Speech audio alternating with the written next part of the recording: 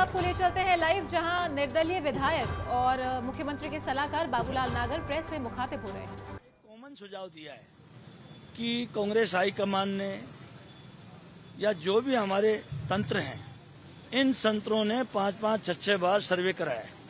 सारे सर्वे में अगर एक रिपोर्ट आती है कि ये जीतने वाला व्यक्ति है, तो किसी भी पोस्ट पर मेरा तेरा नहीं होना चाहिए। किसी में मेरे पक्ष का है या मेरे खिलाफ का है, उस आदमी को चुनाव लड़ाया जाना चाहिए।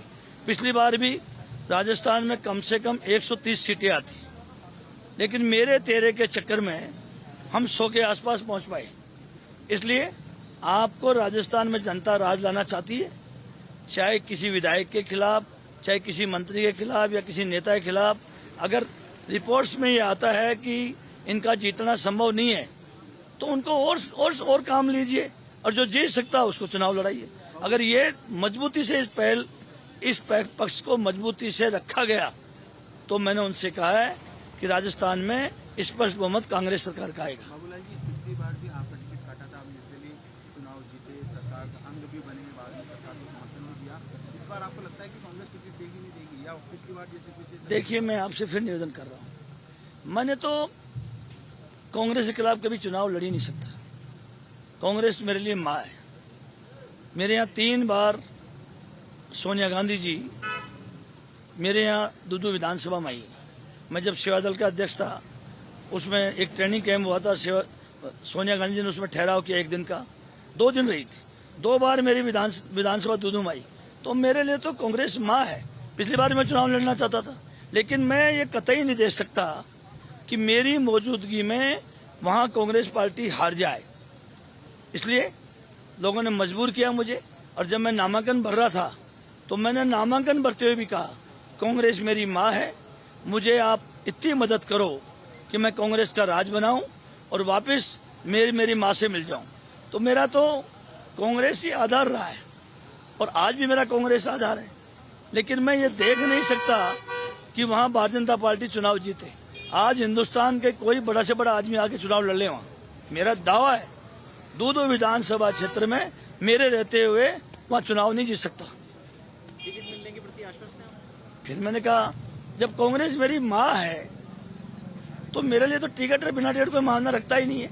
मैं जब चुनाव लड़के जब काउंटिंग हो रही थी, और काउंटिंग में मैं जब उस परिसर में प्रवेश कर रहा था, तो मीडिया के लोगों ने मुझे पूछा कि क्या आप चुनाव जीतोगे? तो मैंने कहा, मैं तो चुनाव जीतूंगा। आप किसका समर्थन करोगे? अरे कांग्रेस मेरी माँ है, हम राजस्थान में कांग्रेस का राज बनाएंगे।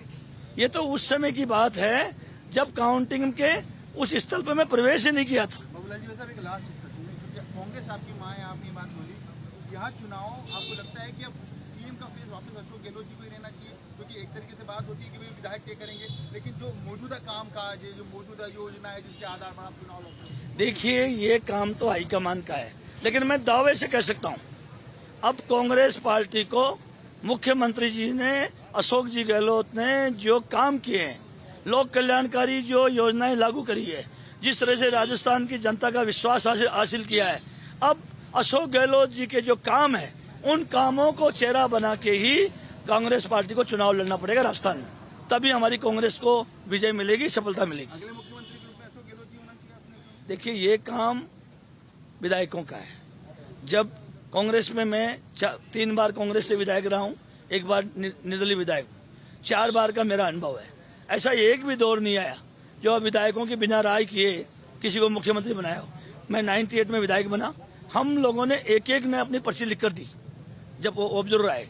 हमेशा 4 बार, 1 बार बीजेपी की सरकार बनी, 3 बार 2 बार कांग्रेस का मुख्यमंत्री, 3 बार कांग्रेस का मुख्यमंत्री बना। हर बार राय ली, हमने कहा कांग्रेस की सरकार बनाएंगे, हमसे भी राय।